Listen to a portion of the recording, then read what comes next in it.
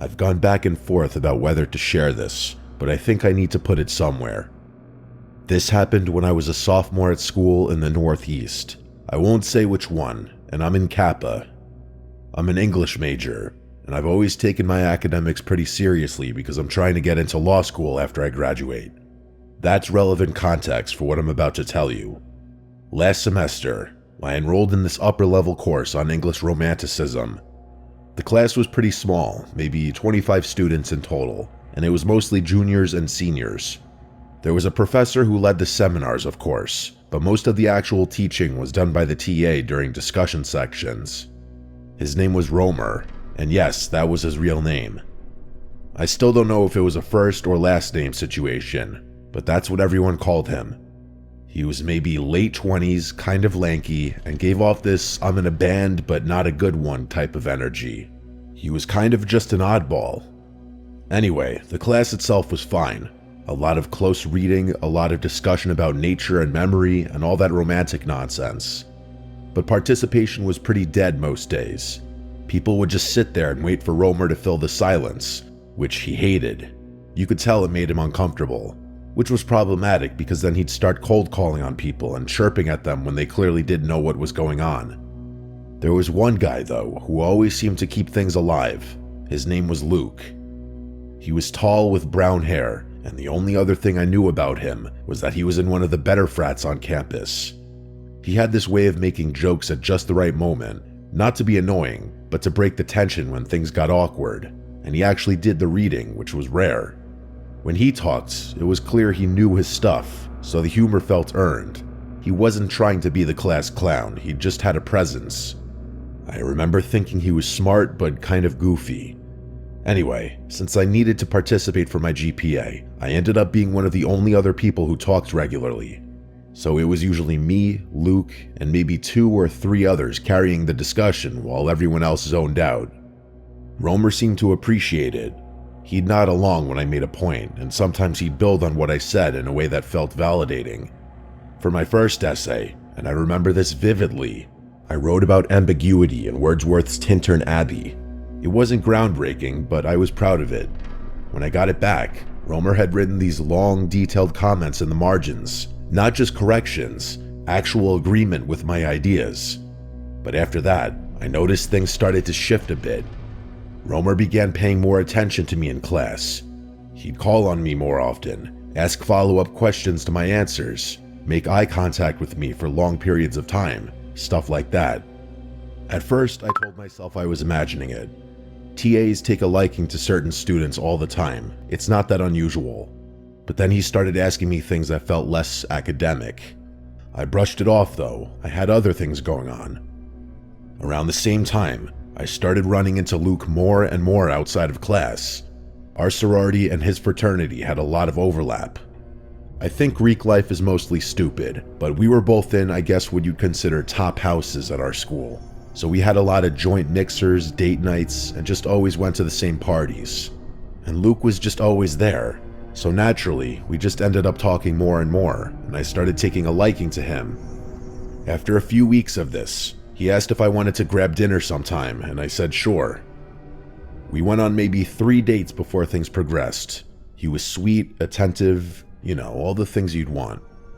We started sleeping together, and everything felt normal.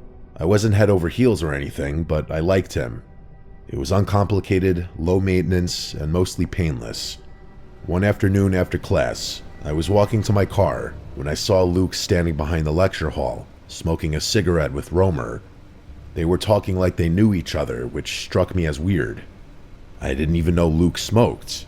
When I asked him about it later, he laughed and said he was just trying to get on Romer's good side so he wouldn't have to try as hard toward the end of the semester. I told him that was kind of pathetic, and he laughed and said he'd take pathetic over a bad grade any day.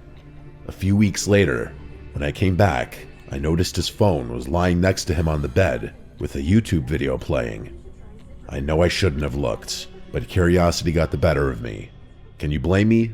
I'm a college girl in a sorority. The types of guys I'm surrounded by would cause any rational person to develop trust issues. So I went through his phone. I'm not sure what I was expecting to find, but I was definitely not expecting to find a collection of photos of me, and there were a lot of them. Some were more benign. Photos of me going about my day or studying or walking to class. But there were others. I'll let you fill in the blanks yourself, but they were, let's just say, suggestive. Some of them were ones I'd sent him, but there were quite a few that I had no recollection of ever taking. I wasn't mad or anything, mostly creeped out. Like, if he had asked me for most of them, I probably wouldn't have been opposed at all. I didn't wake him up that night. I just went back to sleep, not really knowing how to feel. I ended up keeping things to myself, partly because I was embarrassed, but partly because I didn't want him to know I'd snooped through his phone. A week later, after he'd fallen asleep again, I decided to try guessing his password, which actually wasn't too hard. It was just his birthday, but reversed. This time, I went deeper. Brace yourself, because things move really fast from this point forward. I checked his messages, his deleted photos, everything, and I found something horrifying. He'd been sending photos of me, those photos of me, to an unsaved number, regularly for weeks. Basically the entire duration of time we'd been seeing each other. It was sick, and it was probably illegal too, but I couldn't think about that. I was shaking. I took pictures of everything, and then I started to cry. I couldn't control myself. I basically slapped him awake and demanded to know who the number belonged to, and he stumbled through this ridiculous story about how it was just his backup phone, how he liked to have copies of everything in case his main phone got lost. I knew instantly that was bullshit. I stormed out before he could convince me to stay. I was a complete wreck. I was a psychological mess, and I felt gross. I really didn't want to get into the immediate aftermath of everything, so I won't. Just know that it was probably the worst week of my life. The last thing I need is for that trauma to reopen if anyone figures out who I am or anything. So that's another reason I'm keeping the details to a minimum. The unknown number ended up belonging to Romer, my TA. The police got involved, and Luke confessed pretty quickly once they started pressing him. He admitted that Romer had been paying him, hundreds of dollars apparently, in exchange for photos. The whole thing had been going on since the beginning of the semester, maybe longer. I don't know all the details, and honestly, I don't want to. Luke got expelled from university, and Romer got fired. I'm pretty sure there was jail time involved as well, although I do remember thinking whatever punishment they got wasn't nearly enough to make me feel compensated. That was over a year and a half ago. I'm a senior now, and I'm almost done with school. I'm kind of relieved about that, to be honest. I've dealt with things in my own way, and I won't get into that, but I thought everything was behind me. A few weeks ago, though, I started noticing something. There's this silver sedan that's been parked outside my sorority late at night.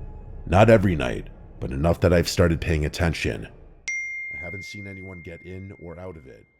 I don't know if it's one of them. I'm probably being paranoid, but it's really freaking me out. And honestly, I'm not sure how they'd even know I live here now. I moved into the house well after the Luke situation. Anyway, if anything else happens, I'll update.